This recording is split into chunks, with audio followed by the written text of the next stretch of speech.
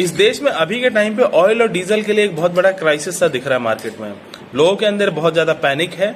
एक र्यूमर भी फैला हुआ है जिसकी वजह से लोग जो है कंटिन्यूअसली जाकर अपनी गाड़ियों में टैंकर फुल करा रहे हैं। कोई कैन लेकर जा रहा है।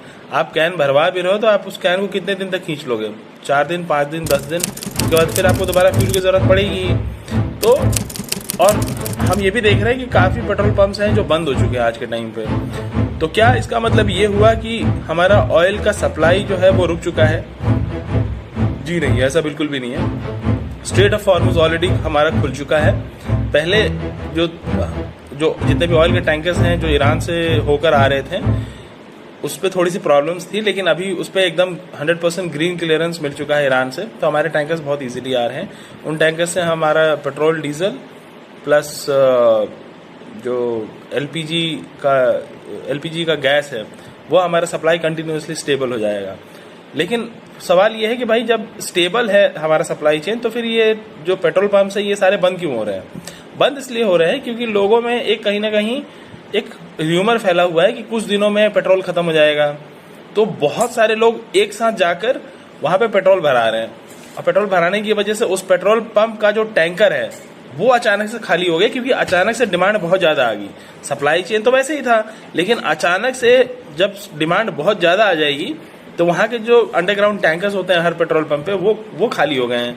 अब उस खाली हो जाने की वजह से वो पेट्रोल पंप बंद हो गया और जैसे ये बंद हुआ तो मार्केट में एक ये मैसेज चला गया कि पेट्रोल पंप बंद हो रहे हैं, इसलिए आप जल्दी जल्दी भरा लो। तो ये एक साइक्लिक लूप बन चुका है और इस साइक्लिक लूप बनने की वजह से कंटिन्यूअसली जो है लोग जा रहे हैं, अपना टैंकर फुल करा रहे हैं और हाहाकार मचा दिया उन लोगों ने। तो ऐसा कुछ नहीं है। पेट्रोल डीजल का सप्लाई एकदम स्टेबल है हमारा और गवर्नमेंट ने ऑलरेडी उस पर अभी जो पेट्रोल का प्राइस है वो पर बैरल काफी ज्यादा बढ़ चुका है। इसको बैलेंस करने के लिए गवर्नमेंट ने ऑलरेडी उस पर एक्साइज ड्यूटी कम कर दिया है ताकि हमारा जो ओवरऑल प्राइस है वो बैलेंस रह सके। देखते हैं कि अभी कितने दिनों तक गवर्नमेंट इस चीज को स्टेबल करके रखती है प्राइसेस, क्योंकि अगर एक सीमित तक गवर्नमेंट स्टेबल करके रखेगी जब तक उसने एक्साइज ड्यूटी कम कर रखा है। एक समय सीमित के बाद अगर उसने एक्साइज ड्यूटी हटाया तो फिर पेट्रोल प्राइसेस जो है अपने आप नेचुरली बढ़ाना ही पड़ेगा। तो ऐसा कुछ ये नहीं है कि पेट्रोल का जो सप्लाई है वो अनस्टेबल होने वाला है, वो एकदम स्टेबल है। प्राइस जो है वो इधर उधर हो सकता है आने वाले टाइम पे, लेकिन वो इतना इमीडिएट नहीं होने वाला है बिकॉज अभी बंगाल में इलेक्शंस भी हैं और उस इलेक्शन को देखते हुए गवर्नमेंट अभी इतना जल्दी इस प्राइस में कुछ भी चेंज करने वाली नहीं है। दूसरा चीज है कि हमारे देश में 2 टाइप के बर्निंग फ्यूल है, एक है एलपीजी, दूसरा है PNG. PNG is basically piped natural gas and this is mostly containing methane.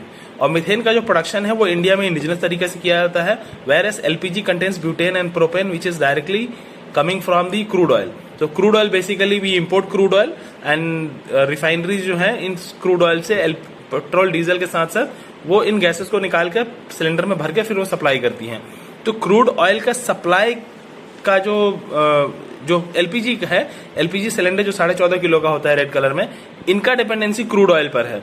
Where as जो पाइप्ड गैस लाइन है, जो मीथेन है, उसका इंडिजिनस प्रोडक्शन है तो उसका कोई डिपेंडेंसी नहीं है, तो वो कंटिन्यूअसली आपका स्टेबल रहेगा। आपका अगर डिपेंडेंसी है तो वो सिर्फ 14.5 किलो वाले रेड कलर के सिलेंडर उसका डिपेंडेंसी है। तो अगर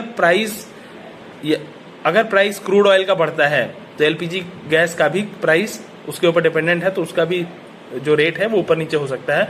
बाकी इतना पैनिक करने की जरूरत नहीं है, चीजें एकदम स्टेबल रहेंगी। आपको बस र्यूमर से बचना है और र्यूमर फैलाना नहीं है, और जो र्यूमर फैला रहा है उसको आपको बताना है कि भाई ऐसा ना करो वरना मार्केट जो है अननेसेसरली चीजें अनस्टेबल हो जाएंगी।